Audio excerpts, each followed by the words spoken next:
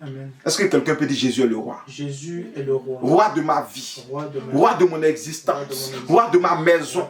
Roi de mes biens. Roi de ma famille. Roi de mon être tout entier. Et moi-même, je m'efface complètement pour que Jésus règne en moi. Jésus règne sur moi. Jésus règne sur moi. Amen. Amen.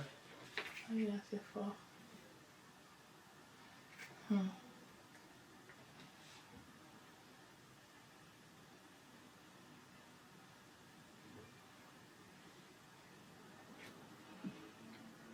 Aujourd'hui, le royaume de Dieu, c'est une dimension. Et cette dimension-là, c'est seulement la volonté du roi qui est la loi. La volonté de Jésus, c'est ça qui est la loi. Donc on n'a plus besoin d'une autre loi. L'ancienne loi, on n'en a plus besoin. On a juste besoin de la volonté de Jésus qui est la loi. C'est la raison pour laquelle... Parce que dans tout royaume, il y a des lois. Hein. Il n'y a pas un royaume, il n'y a pas de loi dedans. Mais le royaume de Jésus, là, la seule loi qui existe, c'est la foi. C'est-à-dire placer toute sa confiance, d'accord, et la démontrer d'ailleurs en la parole de Jésus. C'est ça la loi. Si tu ne le fais pas et que tu es rebelle, il y a problème. Écoute, c'est comme une barque dans laquelle tu te trouves.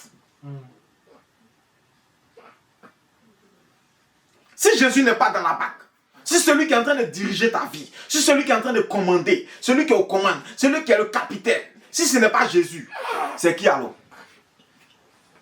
C'est qui? C'est la question qu'il faut se poser. Si ce n'est pas Jésus, c'est qui? Et si ce n'est pas Jésus réellement, il y a un problème, un gros problème même. C'est que Jésus n'est pas encore assis sur le trône de ta vie. Si toutes les décisions de ta vie, Jésus n'a pas été invité dedans, Jésus ne contrôle pas, Jésus ne dirige pas, c'est que Jésus n'est pas le roi de ta vie. Ça ne sert à rien d'aller à l'église tous les jours quand Jésus n'est pas le roi de ta vie.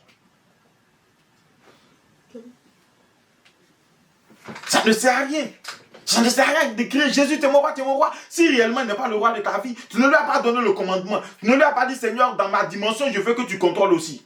Vous souvenez-vous que Dieu a dit aux enfants d'Israël, je serai votre Dieu et vous serez mon peuple. Est-ce qu'il est obligé de leur dire ça? Mais s'il leur dit, c'est justement parce que quelque part, on a besoin aussi que le sujet sache qu'il est important. Pour qu'il ne fasse pas n'importe quoi.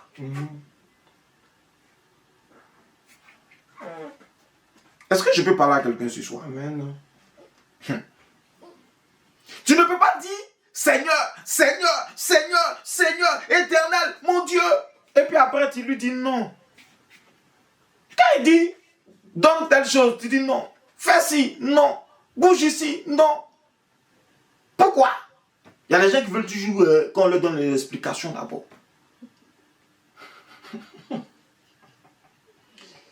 Écoutez, là où il y a trop d'explications, là, la foi n'est plus là. Enlève tes chaussures. Pourquoi? On peut